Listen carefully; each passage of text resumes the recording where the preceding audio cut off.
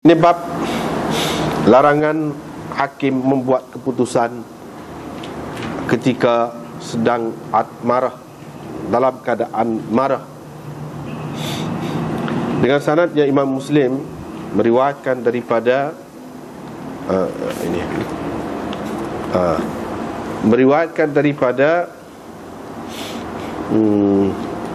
Abdurrahman bin Abi Bakrah. Beliau berkata, ayah saya telah menulis dan saya menulis bagi pihaknya. Ayah saya telah menulis surat dan saya yang juga telah menulis bagi pihaknya kepada Ubaidillah bin Abi Bakrah. Itu satu. Satu lagi, ayah saya menyuruh saya menuliskan surat bagi pihaknya kepada Ubaidullah bin Abi Bakrah ketika beliau menjadi hakim di Sijistan.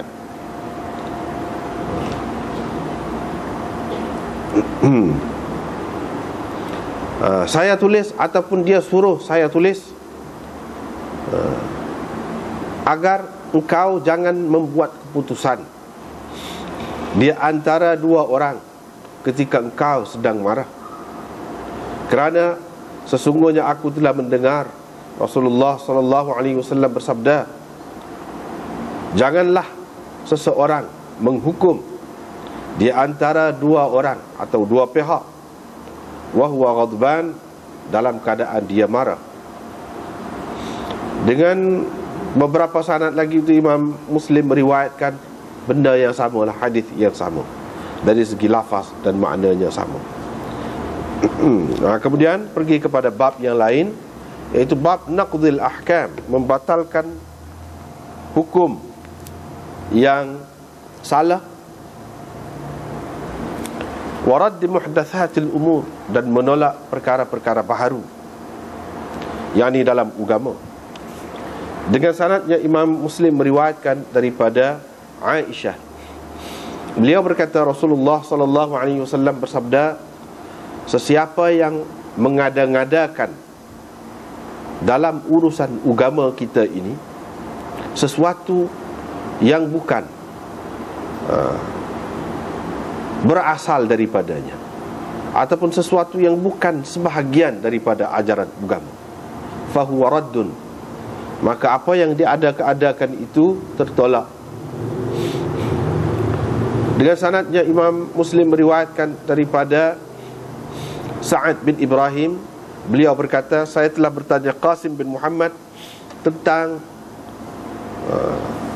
seseorang yang mempunyai 3 buah rumah. Dia berwasiat supaya diberikan 1/3 daripada setiap buah rumah miliknya itu. Qala, Qasim menjawab, yujma'u dhalika kulluhu fi maskanin wahid, boleh dihimpunkan semua pesanan dia tu pada sebuah rumah. Thumma qala, kemudian beliau berkata, Aisyah telah menceritakan kepadaku, sesungguhnya Rasulullah SAW bersabda, sesiapa melakukan sesuatu amalan laisa alaihi amruna, tidak mengikut perintah kita, tidak mengikut cara kita, fahuwa raddun, sesuatu amalan yang tidak merupakan ajaran kita ataupun perintah daripada kami, fahuwa raddun, maka tertolak amalannya itu. Bab bayani khairis syuhud, ini bab menyatakan saksi yang terbaik. Dengan sanadnya Imam Muslim meriwayatkan daripada Zaid bin Khalid al-Juhani bahawa sesungguhnya Nabi SAW bersabda, mahukah aku ceritakan kepadamu tentang saksi yang terbaik, iaitulah orang yang mengemukakan saksinya sebelum lagi diminta dia, yakni menjadi saksi.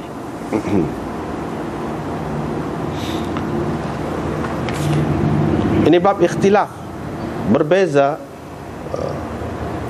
ikhtilafil mujtahidin ataupun ikhtilafil mujtahidain, berbeza pendapat dua mujtahid ataupun beberapa orang mujtahid. Dengan sanadnya Imam Muslim meriwayatkan daripada Abi Hurairah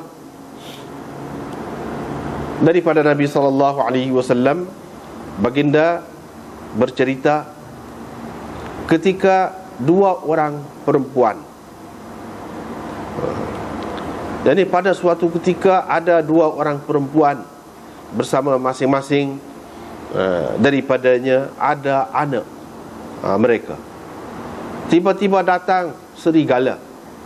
Serigala itu membawa pergi ataupun membaham anak salah seorang daripada dua orang perempuan itu. Yang ini berkata kepada yang seorang lagi, serigala itu telah membaham anakmu. Yang seorang lagi pula berkata, sebenarnya ia telah membaham anakmu. Mereka berdua pun selepas itu mengadukan kes kepada Daud, yakni Nabi Daud. Faqadha bihi lil kubra. Nabi Daud memutuskan kemenangan untuk yang lebih tua ataupun yang lebih besar, yang lebih tua lah maksud sini. Fa kharajata ala Sulaiman. Mereka berdua pergi pula menemui Sulaiman bin Daud alaihi wassalam, lalu menceritakan kepadanya kes mereka. Faqala, Sulaiman berkata, bawakan kepadaku pisau, biar aku belah dua untuk kamu berdua. Biar aku belah ataupun potong dua anak ini untuk kamu berdua. Ketika itu berkatalah yang lebih muda, yang muda di antara dua orang perempuan itu, la, jangan. Yarhamukallah, semoga Allah merahmatimu. Itu anak dia lah, itu anak dia, kata dia. Mendengar kata-kata yang muda itu, Sulaiman memutuskan kemenangan untuk yang muda. Qala, rawi berkata, Abu Hurairah berkata, wallahi, demi Allah, aku tidak pernah mendengar sama sekali perkataan sikin kecuali pada hari itu. Yang kami biasa guna untuk sikin itu ialah mudiah, pisau. Sama-sama makna pisau lah. Dengan sanad, beberapa sanad lagi tu serupa juga, hadisnya serupa juga. Bab istihbab islahil hakim bainal khasmain. Ini bab elok hakim memperdamaikan ataupun memberi cadangan yang baik kepada dua pihak yang bertelagah, yang berselisih. Dengan sanadnya Imam Muslim meriwayatkan daripada Hammam bin Munabbih. Beliau berkata, ini adalah hadis yang telah Abu Hurairah riwayatkan kepada kami daripada Rasulullah sallallahu alaihi wasallam. Maka beliau menyebutkan beberapa hadis. Di antaranya Rasulullah sallallahu alaihi wasallam bersabda, ada seorang lelaki telah membeli daripada seorang lelaki lain harta ataupun harta tetap miliknya. Selepas itu pembeli harta tetap itu menemui pada harta yang dibelinya itu tanah ataupun rumah dan sebagainya, harta tetap, dia menemui jarratan, satu tempayan berisi emas. Maka pembeli itu berkata kepada penjual, ambillah emas ilmu daripadaku, kerana aku membeli tanah daripadamu. Aku tidak membeli emas ini daripadamu. Tetapi yang telah menjual tanah itu pula berkata, sebenarnya aku telah menjual tanah dan segala apa yang ada di tanah itu. Qala, perawi berkata, mereka berdua pun mengadukan kes mereka kepada seseorang. Maka orang itu pun membuat orang yang mereka adukan kes itu kepadanya berkata, adakah kamu mempunyai anak? Salah seorang daripada mereka berdua berkata, saya ada anak lelaki. Yang seorang lagi pula berkata, saya ada anak perempuan.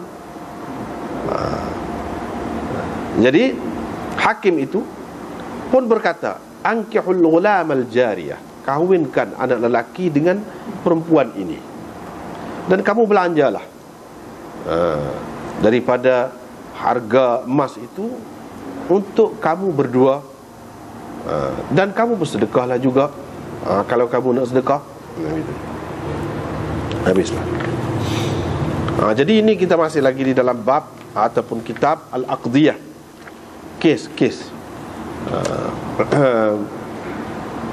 apa ni yang berlaku lah, ataupun perbincangan tentang kes-kes yang berkaitan dengan mahkamah ni, berkaitan dengan mahkamah, berkait dengan hakim, berkait dengan masalah orang, hak lagu mana perlukan kepada penyelesaian pihak hakim ataupun mahkamah ini. Jadi dalam bab mula-mula malam ni disebutkan kepada kita tentang disiplin ataupun etika seorang hakim, iaitu dia tidak boleh dilarang memutuskan kes ataupun menghukum pada ketika tengah marah. Itu panduannya.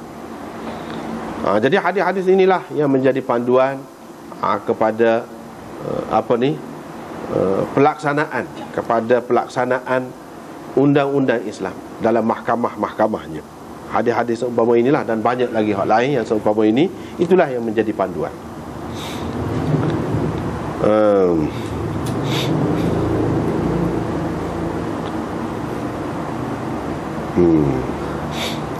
Jadi dalam bab berkenaan benar dengan hak kita baca ni, berkenaan dengan hakim. Kalau dalam perkara-perkara lain, orang lain, adakah begini? Adakah begini? Ya, sekiranya kedudukan dia itu, keputusan dia itu melibatkan orang ramai, ataupun akan melibatkan berlaku tidak adil kepada mana-mana pihak, maka kena ginilah. Kena ginilah. Tidak khusus dengan hakim saja. Maknanya yang sebutkan hakim tu kira-kiranya hak tu lebih-lebih lagi lah. Kena bercermatnya. Sebab apa? Kes yang sampai kepada dia tu macam-macam. Ada kes yang menyebabkan orang boleh dipotong tangan, menyebabkan seseorang tu boleh dihukum sampai mati, boleh dihukum bunuh,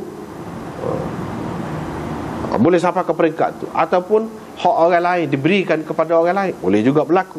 Dengan sebab itu perlu sekali teliti dan cermat dalam perkara ni. Walau bagaimanapun hak lain-lain pun begitu juga. Bahkan mungkin kepada orang yang lebih penting lagi kedudukannya daripada hakim, misalnya presiden ke, Perdana Menteri ke, raja ke, juga begitu. Lebih lagi itu bergantung kepada keadaan lah, keadaan dia tu. Lebih bergantung kepada keadaan dia tu. Kalau keadaan dia tu lebih penting, kau lagi kena cermat. Kau lagi kena cermat. Mana nak ayatnya sentimen kita ni, emosi kita ni boleh mempengaruhi keputusan kita. Boleh mempengaruhi keputusan kita. Hak sepatutnya tidak boleh jadi ya, hak sepatutnya ya boleh jadi tidak, kerana adanya emosi ini. Jadi dalam bab-bab lain pun begitu juga. Cuma tidaklah ketara sangat, dan bahaya dia ataupun kesan dia tu tidaklah berat sangat. Misalnya kita kata cikgu kau, kita kata cikgu. Jadi kalau dalam keadaan marah tu, boleh jadi lagu lain lah kalau mengajar. Dia jadi nyupoh kau, ataupun jadi backing sangat kau, jadi serati kau anak buah kau, boleh jadi. Boleh jadi berlaku. Jadi kalau dalam keadaan tu, baik tak sah. Kalau kita nak ambil, nak kira lah, nak kira ni, hak naknya bukan sekadar hakim saja, lebih lagi pada tu. Kalau kita tidak cikgu pun, orang biasa, kalau kita pergi jumpa dengan guru kita, saing kita, menyebabkan dia tu jadi terkilat, ataupun geduh hati dengan kita. Pasal apa? Pasal nampak masa kita. Apa boleh jadi tak molek juga, baik tak segi kalau lagu tu. Kalau kita tak boleh senyum molek, tak boleh suka kecek molek, baik tak segi. Supa juga hak maksudnya tak sewi, mana-mana pihak tak nak pasal-pasal jadi susah hati kada kita. Apalagi kalau berkait dengan hak, berkait dengan hak seperti yang terlibat dengan hakim ni. Jadi tak boleh lah, kena kawal. Sebab itulah dalam bab hakim ni dia boleh, kita kata, tundakan perbicaraan. Kalau ada sesuatu sebab boleh tunda. Sebab tu banyak berlaku tunda-tunda ni, cara mahkamah ni. Sebab kalau sikit je ada masalah, boleh. Sebab apa nak suruh dia tu betul-betul tenang pada ketika buat keputusan tu, boleh membuat pertimbangan yang adil pada ketika buat keputusan. Itulah sebabnya. Jadi yang disebut di sini dalam keadaan marah. Dalam keadaan lain yang boleh menyebabkan kita tu, emosi kita tu tidak stabil lah, kita kata. Adakah tidak termasuk? Termasuk juga. Termasuk juga. Lapar misalnya, kenyang terlajak, ngantuk misalnya, itu dia masuk belakang lah. Yang menyebabkan kita jadi tidak boleh bagi tumpuan dengan betul kepada kes itu, ataupun menyebabkan kita nak bangat-bangat sudah. Tak boleh lah tu. Tak boleh kira biasa susah-susah banget tak boleh. Ataupun waktu nak habis dah. Jadi waktu nak habis dah, jadi kita kira mudah-mudah. Tak boleh. Waktu nak habis sama pula. Gitu hendaknya, sama semula. Tapi biar betul-betul bersedia. Tidak kata marah saja. Tapi apa sebut marah ni? Sebab hak ni lah yang paling berat, kira-kira je. Hak ni lah yang paling berat, paling payah kita nak kawal, nak kontrol, supaya tidak mempengaruhi kerja kita tu, keputusan kita tu, paling payah. Sebab itulah disebut hak ni. Bukan makna terikat dengan hak ni saja, tidak gitu. Sebab itulah Imam Nawawi kata, para ulama mengatakan boleh dikiaskan dengan marah di sini segala hal ataupun keadaan yang boleh mengeluarkan seseorang hakim itu daripada ketepatan keputusannya. Misalnya terlajak kenyang, ataupun lapar yang menyebabkan dia itu gelisah, sedih, suka sangat. Tak boleh juga suka sangat, terlalu gembira, ataupun ditekan oleh perasaan nak buang air. Tak boleh. Nak berak, kita kata, nak kencing, tak boleh. Jadi nak kencing lah, begitu. Ataupun terikat hati dengan sesuatu perkara yang maknanya mengganggu perasaan lah, dan sebagainya. Mana banyaklah dia sebut. Semua ini adalah keadaan-keadaan yang mana dilarang, maknanya hakim itu membuat keputusan pada ketika itu kerana takut dia tersalah. Itu yang Imam Nawawi sebut. Tetapi sekiranya dia menghukum juga, adakah sah keputusan dia tu? Sah, jawabnya sah. Mengikut kebanyakan ulama, sah. Tetapi ada juga ulama mengatakan tak sah, tak boleh. Lepas kita nak tahu mana, kena dakwa pula lah. Pada ketika tu hakim ni bukan dalam keadaan molek, pula pergi dakwa pula kepada mahkamah lain ataupun hakim lain, gitu keadaannya. Tetapi kebanyakan ulama mengatakan sah. Sebab apa? Ini kita tidak boleh tetap ni setara mana yang mengganggu, mengancam. Tak ada ketetapan. Semata-mata ini termasuk dalam etika ataupun adab, disiplin. Hak sepatutnya dia sendiri jagalah. Maknanya tidak jadi salah dia sekiranya dia menundakan perbicaraan. Tidak kata jadi salah. Sepolah benda lain kalau nak cepatkan, boleh cepat. Hak ni tidaklah kata kalau dia tidak cepat buat keputusan tu jadi dia ni berdosa ke salah. Tidak. Bahkan kalau dia menangguhkan, itu boleh pahala. Boleh pahala pun.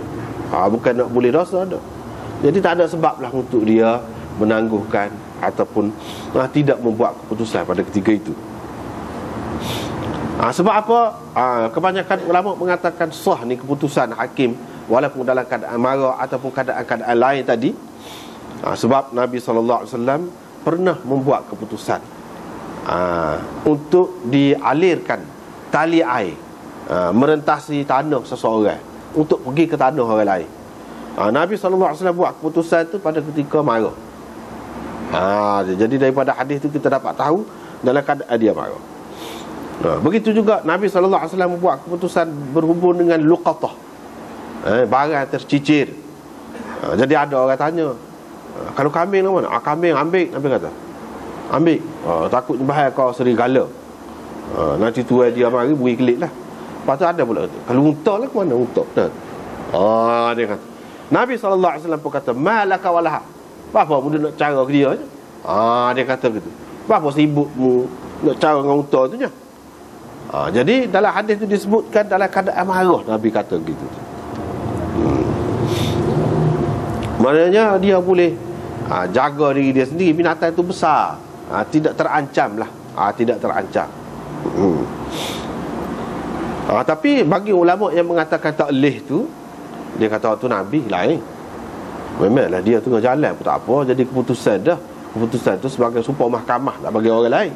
Tapi kan kalau orang lain kata tak boleh, nak buat keputusan itu tengah-tengah jalan tak boleh, mentakkan dia hakim kan?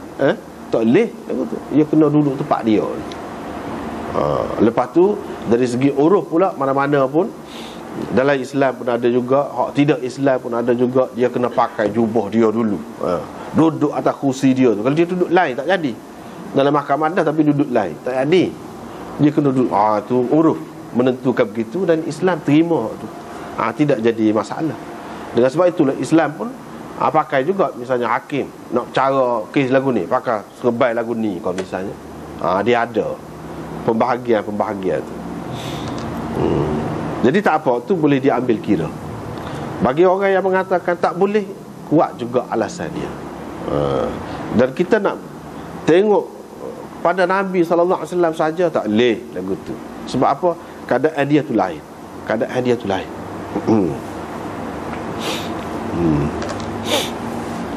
Lepas tu pengajaran yang boleh kita dapati di dalam hadis ini banyaklah.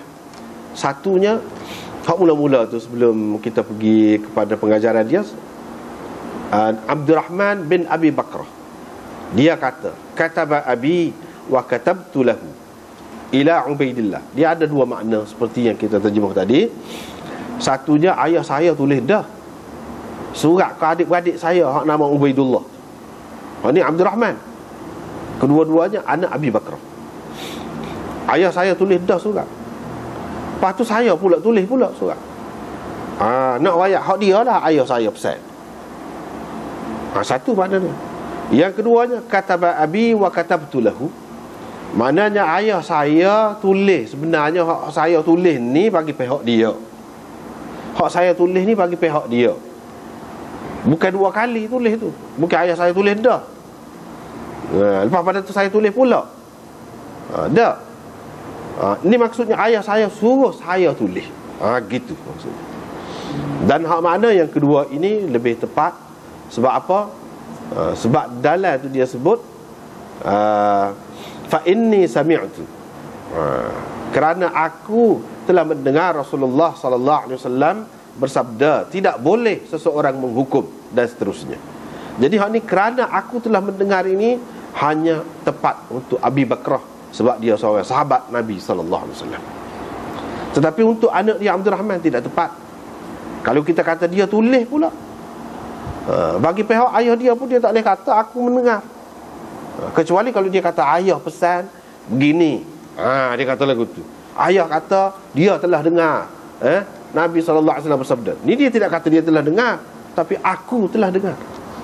Dengan sebab itu yang lebih tepatnya ialah ayah saya suruh saya tulis. Gitulah maksudnya. Bukan ayah saya tulis dah dulu, lepas tu saya tulis pula.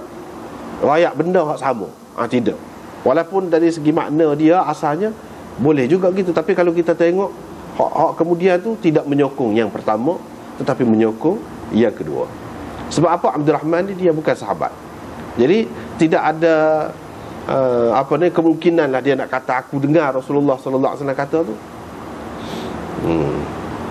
Sebab dianya anak kepada sahabat, anak kepada sahabat yang mula-mula lahir di Basrah. Anak kepada sahabat yang mula-mula lahir di Basrah, Abdul Rahman ini. Anak dia seorang lagi, anak Abi Bakrah ni, Ubaidullah. Pada ketika itu jadi qadhi. Qadhi itu maknanya hakim di Sijistan. Sijistan itu kalau ni dalam Iran, Sijistan.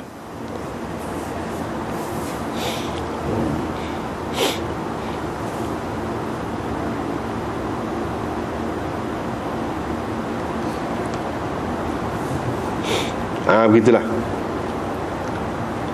Jadi pengajaran yang lain selain daripada hak tadi ialah daripada hadis ini ada pengajaran yang lain, iaitu boleh menjadi dalil hadis ini kepada tulisan. Hadis ni kalau dalam bentuk tulisan, misalnya kita baca ni, kita baca dalam bentuk surat kau, dalam bentuk kitab kau, kita baca kau, boleh sekiranya tok guru tu kirim hak ni ada dalam kitab ni, hak saya kirim ke awak ni, saya ijazah kepada awak. Boleh lah. Jadi kalau anak dia ni Ubaidullah bin Abi Bakrah ni, dia nak meriwayatkan hadis itu, boleh. Dia kata ayah saya riwayatkan kepada saya. Dengan cara lagu mana? Riwayat dengan cara mukatabah, orang panggil mukatabah. Aku mendengar gini-gini ni. Serupalah juga dengan kita dengar daripada syekh. Dari segi mana? Dari segi wajib beramal. Jadi kandungan dia tu kita kena pakai. Tapi dari segi nilai dia, adakah sama dengan kita dengar dengan tok guru depan-depan gini? Tak sama. Lebih lagi tahdits, riwayat bitahdits bisama' secara langsung. Hak tu lebih lagi, lebih tinggi lagi kedudukannya. Dari segi nilai adab dan tahammul hadis itu, hak tu lebih tinggi lagi. Walau bagaimanapun hak ni pun boleh terima juga dah. Boleh terima juga. Itu yang pertama. Kalau tak boleh, tak ada guna, maknanya tidak menjamin anak dia tu boleh pakai, apa faedah dia kirim surat lagu tu. Sebelum lagi lah sepatutnya royak dulu lagi. Ataupun panggil klik kau, ketika dia klik semula kau, kalau tak boleh dengan cara surat begini. Ini menunjukkan bahawa dengan cara surat gitu pun boleh. Tetapi di antara syarat yang disebutkan oleh ulama, apa dia, iaitu kita kena pastilah hak tu tulisan dia. Kena kenal lah, bukan orang lain tulis. Wak lolok kata ayah dia. Padahal orang lain. Dia nak palsu hadis tu, dia boleh jadi. Boleh jadi. Dengan sebab itu ulama mengatakan tidak sama hak kita dengar daripada suara tok guru tu daripada dengar hak surat. Sebab hak surat tu boleh ada kemungkinan itu dipalsukan. Orang lain kau tulis, lepas tu dia letak atas nama orang tu. Sebenarnya tidak. Ada kemungkinan itu. Dengan sebab itu dia tidak samalah. Tapi kalau diyakini surat itu memang daripada syekh, daripada seseorang macam ni, maka wajib kita beramal dengan kandungan dia. Wajib kita beramal dengan kandungan dia. Itu yang pertama. Yang kedua, kalau kita sebut sesuatu hukum, molek kita sebut dalil dia. Itu dia. Kita dapat pengajaran daripada hadis ini juga. Dia kata, dia pesan, ayah pesan, ayah royak, mu jangan buat keputusan di antara dua orang yang berselisih dalam keadaan mu marah kerana aku dengar. Kerana. Jadi mu jangan, tu hukum dia nya, tak boleh hukum gitu. Dalil, sebab aku telah dengar Nabi SAW kata gini. Itu dalil. Molek kita apabila royak sesuatu hukum, kita royak dalil dia. Seperti yang dilakukan oleh Abi Bakrah di sini. Jadi bila dia royak hukum tu, mula-mula tu macam dia royak bagi pihak dia. Lepas tu dia nak sokong tu dia royak. Ni bukan aku mana-mana, tidak. Hak aku dengar Rasulullah SAW sendiri kata. Itu yang kedua. Yang ketiga, pengajarannya daripada hadis ni juga, iaitu ayah molek sangatlah. Memang digalakkan bersimpati, mengambil berat tentang anak-anak dia, walaupun setelah besar pun.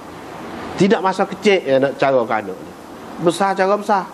Ni jadi hakim dah, besar lagi royak. Sebab apa? Benda ni boleh membahayakan dunia akhirat dia. Jawatan itu tak kena gaya, boleh membahayakan dunia akhirat dia.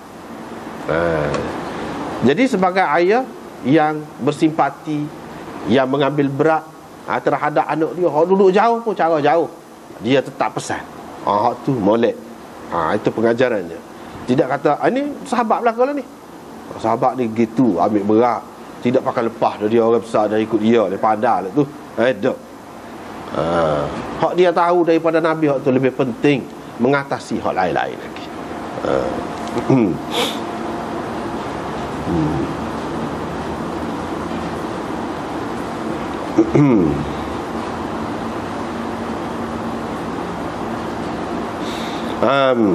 Dan dia moleklah raya apa-apa yang baik untuk anak dia. Itu sepatutnya seorang ayah gitulah, raya apa-apa yang berguna dan berfaedah untuk anaknya, dan mengingatkan anaknya daripada terjerumus dalam perkara yang tidak baik. Dalam perkara yang tidak baik, perkara yang mungkar. Hadis ini juga mengajarkan kepada kita bahawa kita kena sebarkan ilmu dengan apa cara sekalipun. Dengan cara mengajar betul gini, dengan lidah gini, itu satu cara. Dengan cara tulis surat, tulis surat kepada orang yang jauh, tulis buku, itulah mana tulis buku. Masuk dalam hadis ni juga, masuk dalam hadis ni juga. Asalkan orang boleh ambil manfaat. Ada kalanya dengan buku itu lebih kekal lagi, lebih lama lagi, lebih luas lagi manfaatnya. Kalau diajar kepada satu golongan saja. Untuk supaya apa? Supaya orang beramal lah.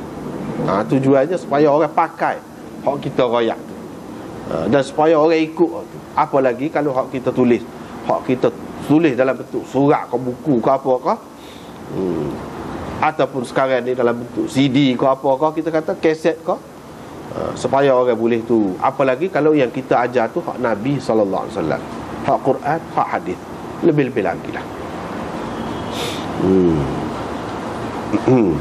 Jadi molek kita ajar orang gitu, sebar gitu, walaupun orang tak minta dengan kita, suruh buat. Tak minta. Ni anak dia tidak tanya ni, kenapa dia kat ayah, kita ni jadi hakim dah ni, apa-apa panduan lah yang pernah ayah dengar daripada Rasulullah. Ada anak dia tak ada, ayah dia tu. Jadi mengajar ni, menulis ataupun gapo-gapo, kalau kita nak sebar ni, tidak nanti orang minta. Ada peluang, jika perlu kita kena bagi. Begitu caranya. Itulah yang diamalkan oleh sahabat. Tak apalah. Itu habis bab yang pertama lah malam ni. Seterusnya bab yang kedua, iaitu membatalkan hukum yang tak betul. Kalau hukum tak betul, kita kena hapuskan hak tu. Itu tajuk yang dibuat oleh Nawawi. Dan kita kena menolak perkara baharu. Perkara baharu tu maksudnya benda bid'ah. Benda bid'ah kita kena tolak. Jadi Imam Muslim buat mari hak ni dalam bab apa ni? Dalam bab apa ni? Keputusan mahkamah, ataupun keputusan kes. Kes lah. Dalam bab ni, bab aqdiyah, hukuman oleh hakim. Makna jadi ayatnya, perkara baru ni bukan dalam ibadat saja. Asalkan hak agama, ketetapan agama, tak boleh ubah lah. Tak boleh ubah. Jadi kena beringat lah. Kalau tidak, dia jadi bid'ah. Dia jadi bid'ah. Bukan dalam perkara ibadat saja. Hak tu dia nak ayat. Sebab kalau perkara ibadat, itu apa nak mahkamah, nak bercara mahkamahnya, tak ada hak tu. Hak bercara mahkamah ni, kita buat keputusan tidak sebagaimana yang ditentukan oleh agama, oleh Nabi SAW. Misalnya orang berzina, kita tidak jalankan hukum seperti yang kita sudah belajar dalam hadis, tapi kita letak 500, 1000 ke. Itu kena beringat sikit. Kena beringat sikit. Takut-takut jadi tak kena. Tetapi kalau tidak sebagai hukum untuk perzinaan, tapi dia cah atas dasar apa? Atas dasar keluar kau. Itu lain. Tak apa. Kena beringat sikit. Jangan kata ini hukum bagi orang berzina. Jangan kata. Silap, itu jadi bid'ah. Mengada-ngadakan perkara baru. Tetapi kalau orang berdua-dua akan itu pergi mahkamah tu, kemudian dia kenakan denda ataupun penjara ke apa, kalau kita kata atas dasar kita tidak kata dia berzina, tapi keluar tu tak boleh. Tu situ atas dasar keluar. Gitu. Tu tak apa. Kalau kita nak denda gitu tak apa. Tetapi jadi masalah lah dalam keadaan apabila Islam ini tidak, hukumnya tidak berdaulat, tidak berjalan sepenuhnya. Katakanlah kalau seorang itu dia mengaku, kita kata dia keluar je, dia kata dak, aku tidak keluar, aku berzina, sungguh, kata dia. Apa kita nak buat? Tengangor semua, hakim ke, lawyer ke, mahkamah terduduk belakang. Tak boleh nak buat. Tak boleh nak buat. Hukum tu ada dah, tetapi tak boleh nak buat. Itu dia. Jadi tak boleh nak buat tu, itu kerana kelemahan kita lah. Jadi apa hukum jenayah, hukum kesalahan lain yang berkait dengan masyarakat ni tak jalan. Kau dalam masyarakat kan jalan belakang kan. Kalau orang dadah kan kena begini-gini sampai mati boleh. Kalau orang buat gini hukuman kan ada berjalan juga tu. Tetapi apa hak ni tidak boleh berjalan. Padahal berkait dengan masyarakat juga, serupa ya. Maknanya hukum Islam itu tidak berdaulat betul. Itu dia. Kena sedar lah tu, kena terima, tak dapat tidak tu, kena terima hakikatnya. Kita nak kata negara Islam, kau tidak negara Islam, kau gapo, kau soal lain tu. Masalahnya hukum Islam tidak jalan, tidak berdaulat. Yang berdaulat sebenarnya bukan hukum Islam. Di banyak negara Islam ni bukan hukum Islam, termasuklah negara kita ni, tapi hukum kau lain. Tu hak tu tak dapat tidak, tak boleh nafi hak tu. Soal kita tak boleh nak buat lagi sepenuhnya gitu ni, itu soal lain. Memanglah kita kena usahalah ke arah tu. Baguslah kalau ada niat tu. Hak tu termasuk dalam la hijrata ba'dal fathi walakin jihadun wa niyyatun. Kena ada niat lagu tu lah. Hakim ko lawyer ko siapa ko kena ada niat nak ubah. Jadi hukum Islam itu berdaulat, kena ada niat lagu tu. Kalau tak ada niat lagu tu gak, hak Nabi SAW kata hakim tu ada 3 macam. 2 masuk dalam neraka, 1 masuk syurga, tak ada. 3 masuk neraka belakang. Kalau tidak kan. Jadi lagu tu lah. Jadi lagu tu. Kalau nak ada niat, mudah-mudahan Allah SWT tahulah tu. Dalam keadaan kita lemah, kok mana-mana pun kita tak boleh lah mendabik ada. Memang kita lemah. Kita ni dalam keadaan lemah. Kalau kita kuat tak payah tanya orang kan. Rumah kita, dalam rumah kita, ikut kita nak pasal hasil sana pun ikut kita lah. Nak tebuk di sana ke buat jendela ni tak boleh, kena tanya orang. Itu tidak merdeka tu lagu tu cara tu. Tidak merdeka. Kalau merdeka sungguh, bebas ikut kita lah. Nak tukar tangga kot ni kali sana ke pula nak ikut kita. Tidak lagu tu keadaan. Jadi tujuan Imam Muslim buat mari sini nak ayatnya bid'ah dia luas. Satu bid'ah hak berkait dengan ibadat. Satu lagi bid'ah luas lagi daripada tu. Apa-apa hukum agama yang diubahlah dan dianggap sebagai agama hak tu. Itu bid'ah juga. Sebab apa hak ni agama belaka ni? Amruna belaka ni. Jadi kalau kita kata jalankan hukum had gapo ni, amruna belaka. La ta'khudhukum bihi ma'rafatun fi dinillah. Jadi dalam melaksanakan hukum had itu, sebab 100 sebab dalam Quran tu Tuhan kata jangan jadi berasa kesian dalam melaksanakan Din Allah, agama Allah. Jadi agama dia sebut tu. Bukan dunia, agama. Tapi kalau hak tak ada ketetapan, tak apa, kita nak buat lagu lain nak tengok orang lain buat, boleh juga lagu tu, kita nak, tak apa. Kalau hak sudah tetap, tak boleh ubah. Kalau ubah jadi bid'ah. Itu maksud di sini. Jadi bid'ah. Dan apabila bid'ah ni tak boleh, buat apa? Pasal jadi berubah rupa Islam. Jadi orang akhir sekali orang tak tahu sebenarnya lagu mana hukum Islam. Sebab apa orang dimari dia buat lagu ni, orang dimari dia buat lagu ni. Lama-lama jadi hilang asal. Sebab itu tak boleh. Dia mengubah rupa asal Islam yang dibawa oleh Nabi SAW. Sebab itu tak boleh, berat.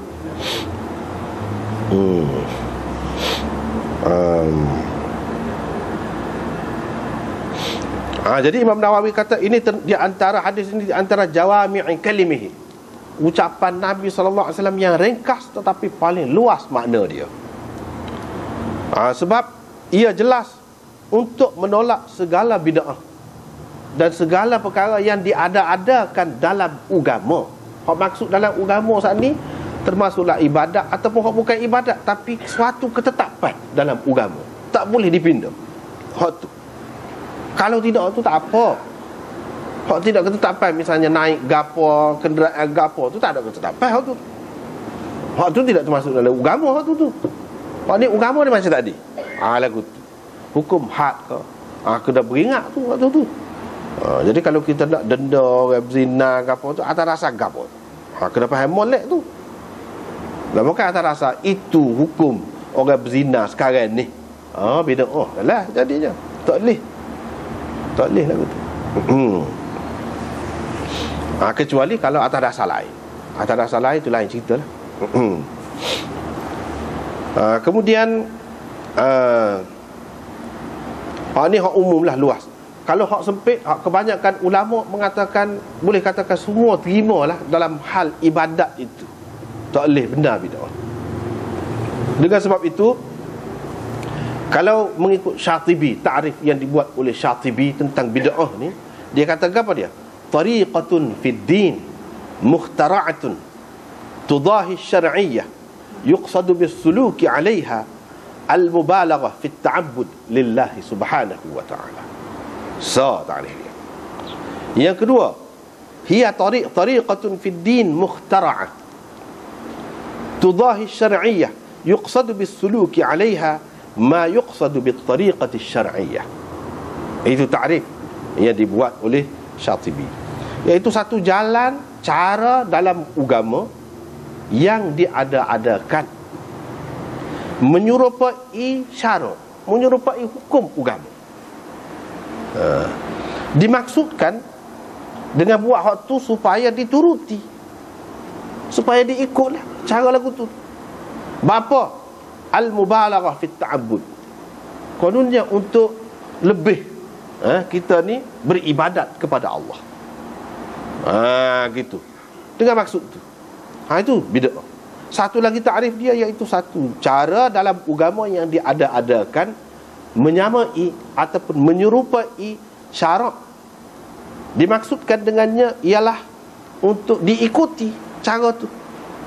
Diikuti tu dengan anggapan seperti yang dianggap apabila ikut agama. Tu. Ikut lagu tu supaya kita ikut agama lah, supaya kita ikut Nabi. Misalnya begitu. Tu termasuk. Itu bid'ah. Jadi dalam masyarakat kita ni banyak keliru hak ni dalam bab ibadat ni. Hak dalam bab hak tadi, hukum hak umum tadi, supaya kita kata itulah, gitulah.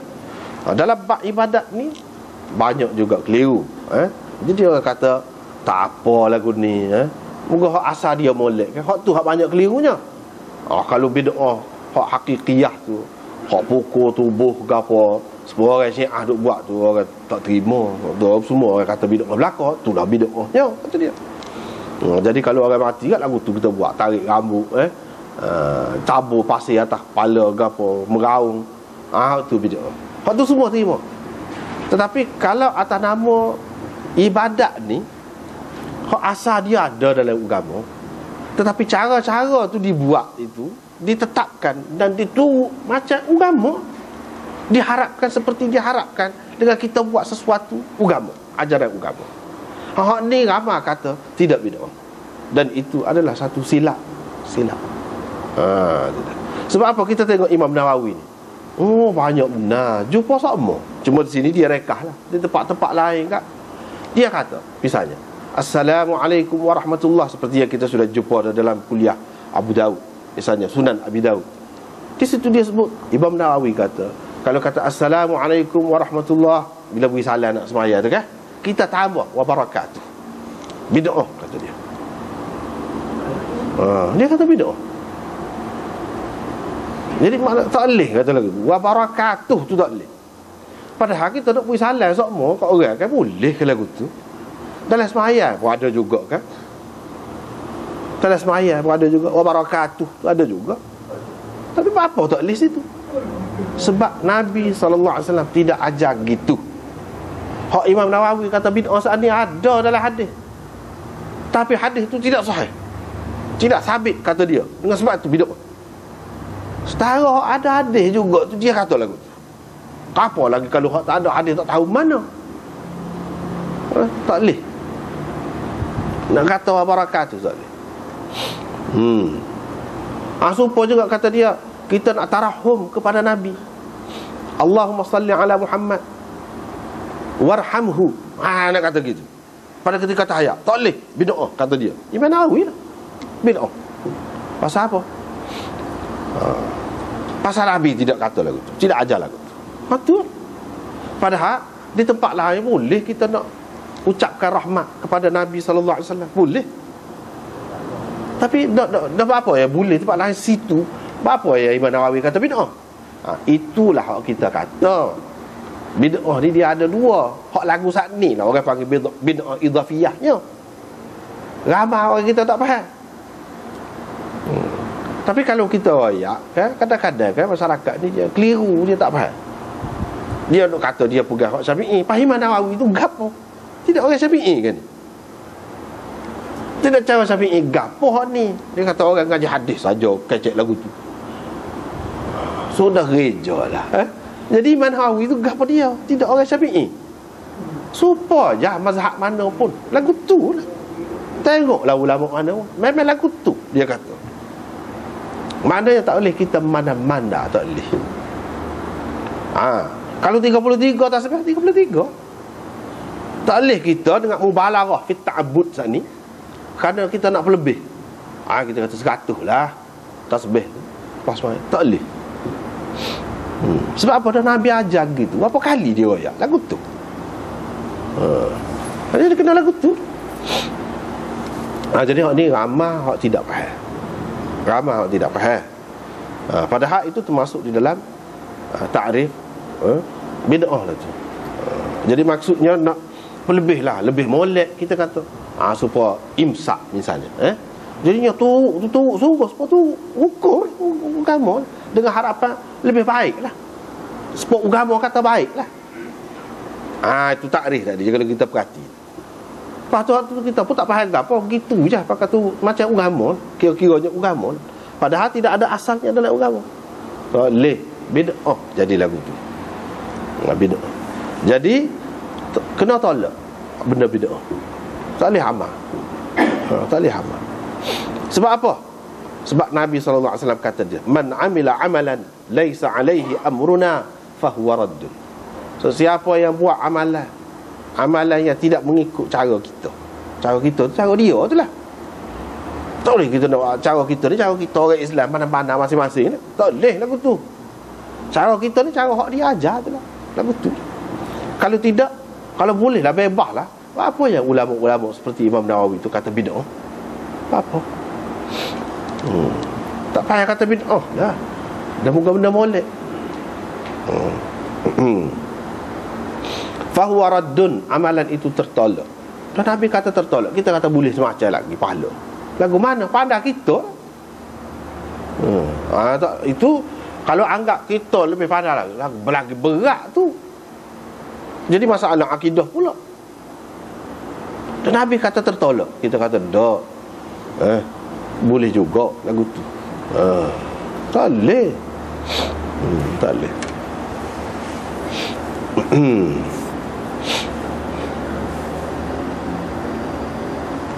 Tak apalah.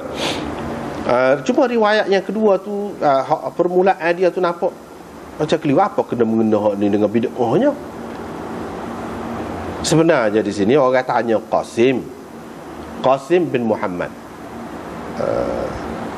Muhammad bin Abu Bakar, anak Sayyidina Abu Bakar. Jadi Qasim ni cucu Sayyidina Abu Bakar, alim besar dia ni. Salah seorang fuqaha yang tujuh orang faqih di Madinah. Qasim, orang tanya dia, Sa'ad bin Ibrahim tanya dia. Jadi maknanya anak saudara kepada Sayyidatina Aisyah lah. Orang tanya dia tentang satu orang, dia wasiat 1/3, dia ada 3 buah rumah. Jadi 1/3 tu daripada setiap buah rumah, 1/3. Jadi dia jawab kata, maknanya 1/3 tu kita katalah bui kepada si fulan, misalnya kita kata bui kepada si fulan. Jadi Qasim kata, dah bukan 3 kan rumah serupa, bisa jadi 1/3 lah. Takkan nak kerak lagu mana, tu susah lah kalau kerak. Jadi bui 1/3 tiap-tiap buah rumah tu. Jadi maksud tu sampai, bahkan lebih baik lagi kalau dibui ke dia, kepada orang yang diwasiatkan itu. Jadi hak ni apa kena mengenanya dengan man amila amalan ini? Tak ada kena mengena ni. Orang tanya dia, lepas pada tu dia cerita, boleh jadi ni hadis ringkas, boleh jadi ketika tu dia duduk bincang tentang masalah bid'ah kau. Jadi dia royak lah. Thumma qala, kemudian dia kata, tadi perkara, lepas tu dia pun royak. Boleh jadi sebelum pada tu dia duduk bincang tentang masalah bid'ah. Lepas tu dia kata, Aisyah menceritakan kepada saya bahawa Rasulullah sallallahu alaihi wasallam bersabda gini-gini. Ini tidak ada kena mengena dengan masalah rumah. Ni yang diwasiat tadi tak ada kena mengena. Masalah rumah tu cerita lain. Cumanya hak dia, maksud dia nak royak sininya hak masalah bid'ah. Boleh jadilah kira-kiranya sebelum pada tu dia duk bercerita tentang bid'ah. Tiba-tiba ada orang tanya, jadi jawab tu. Lepas tu dia balik kepada cerita asal dia. Boleh jadi begitu. Satu kemungkinan. Kemungkinan yang kedua, boleh jadi orang tadi dia tidak sebut habis dalam hadis ini. Dia wasiatkan tadi ada perkara-perkara yang merupakan bid'ah dalam wasiat. Itu dia. Tapi di sini tidak disebutkan. Maknanya dia bagi peringatan dengan hadis Aisyah ni, dalam apa perkara pun kita mesti ikut hukum agama. Kalau tidak hukum agama, tidak ikut hukum yang tetap lagu tu, dia jadi bid'ah. Boleh jadi berlaku bid'ah lah kalau kita syaratkan yang bukan-bukan, yang bercanggah dengan apa yang telah ditentukan dalam agama tu. Boleh jadi gitu. Walau bagaimanapun tidak terai juga. Tidak terai juga.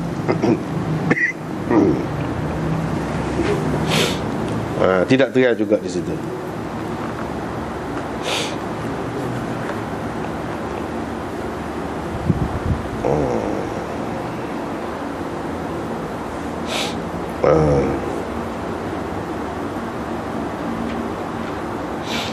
Lepas pada tu Imam Nawawi sebut ni dalam syarah dia tadi, hadis tadi, di bawah itulah hadis tu. Dia kata hadis ini adalah termasuk di antara hadis yang sayugianya dihafal. Bila hafal kita duk ingat semua ni benda lagu mana kak, kita ambil tahulah, ambil berat. Dan sayugianya dipakai, diguna pakai untuk menghapuskan perkara-perkara mungkar dan untuk menyebarluaskan hadis ini sebagai dalil untuk menentang ataupun menghapuskan bid'ah. Biar orang tahu, biar luas semua orang tahu. Selain daripada kita tu sendiri hafal, kita pakai, kita pun sebar luaskan hadis ini supaya orang tahu tentang apa itu bid'ah. Apa itu bid'ah? Ialah masalah nak buat keputusan yang bercanggah dengan agama. Kita bukan hakim, tapi masalah ibadat ni semua orang buat. Masalah ibadat ni semua orang buat. Bila buat tak kena tu, tak ada pasal lah, fahuwa raddun. Jadi tertolak. Kitanya duduk puasanya molek lah. Padahalnya tak kena. Kalau baca begini-gini misalnya, boleh pahala sekian-sekiannya, boleh masuk syurga, boleh gini, macam-macam lah janji-janji yang pelik-pelik tu. Adalah buku-buku dalam masyarakat kita ni pun teredar semacam juga. Belai-belai duduk kata pun buku-buku kecil dia buat tu, kumpulan selawat macam-macam nama selawat, macam-macam kelebihannya, lebih pada kelebihan baca Quran cara tu. Jadi orang yang mengamalkan tu, dia anggap memang boleh pahala semati lah, boleh pahala semati lah. Serupa dengan dia buat agama lain lah. Dia semayang, dia berasa boleh pahala. Dia pergi ke Mekah, dia berasa boleh pahala. Jadi hak ni pun dia berasa boleh pahala, padahal tak betul. Saja tertolak, rugi masa. Jadi tak buat, orang tak buat tu. Sebab itulah ada faedahnya. Faedah mengaji hadis ni kita boleh tahu tu lah. Tapi ada juga di kalangan kita ni, awak ke dia tidak faham. Dia kata bahaya orang mengaji hadis. Dia kata gitu pula. Jadi hak moleknya sesoalan je lagu tak adil lah. Biar pergi dalam keadaan buta, maknanya dalam keadaan meraba-raba begitu. Sedangkan kalau mengaji hadis ni kan wayak terang gapo dia. Kita semua tahu dah hadis ni pula ada banyak peringkat pula.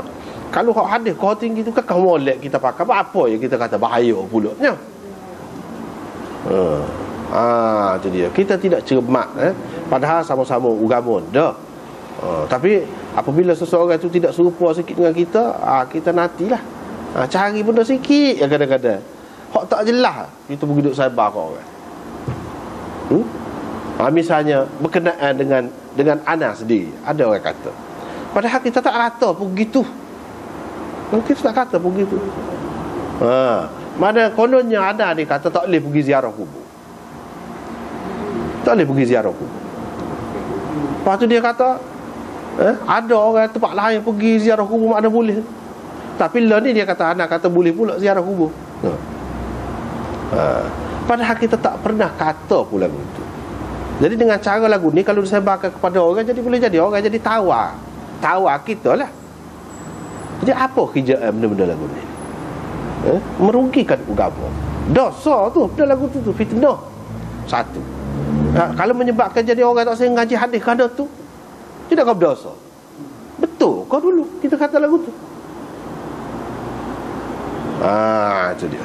Jadi kadang-kadang kan wak kau tak suka dengan satu orang tu, benda tak berapa jelas pun kata. Padahal tidak gitu. Padahal tidak gitu. Ada orang sebarkan sesoalannya kita ngaji hadis ni lagu tu. Ada orang sebarkan, tak tahulah sejauh mana betulnya. Tapi sapalah pada anak. Dia kata anak kata Quran ni tak apa, pijak pun tak apa Quran. La haula wala quwwata illa billah. Dia kata lagu tu. Jadi apa cerita ni benda-benda lagu ni? Itu fitnah besar tu. Kadang-kadang hak kecek lagu ni orang agama juga tu malainya. Malainya gitulah. Itu bahaya tu benda-benda lagu ni. Benda yang kita tidak kata dia kata. Hak kita kata dia tak faham molek. Dia tidak faham molek. Dia kata tak boleh berdoa lah pula tu lepas sembahyang dia kata ajar tak boleh berdoa. Siapa dia kata tak boleh berdoa? Orang-orang agama lain. Doa molek lah gila. Siapa dia kata tak boleh berzikir je? Dia kata tak ada zikir pula, nak ajar orang malas berzikir. Itulah benda dia tidak faham. Dia tidak faham. Kalau faham tak timbul masalah lagu tu. Tak ada fitnah-fitnah begitu. Ni syaitan dia ambil peluang. Dia ambil peluang ada sikit yang ruang, cocok.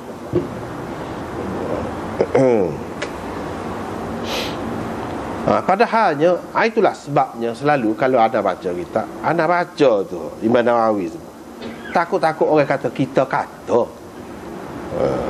Tengok imam-imam besar sendiri kata situ sebab kita baca. Tengok dirilah. Jadi bukan kena mengena dengan kita.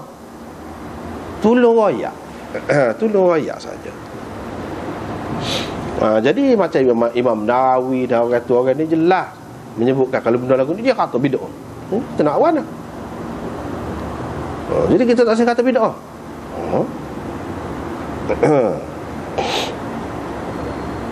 Gitulah. Kemudian tak ada habis ni nampak kita berhenti sekat je lah. Allahu a'lam.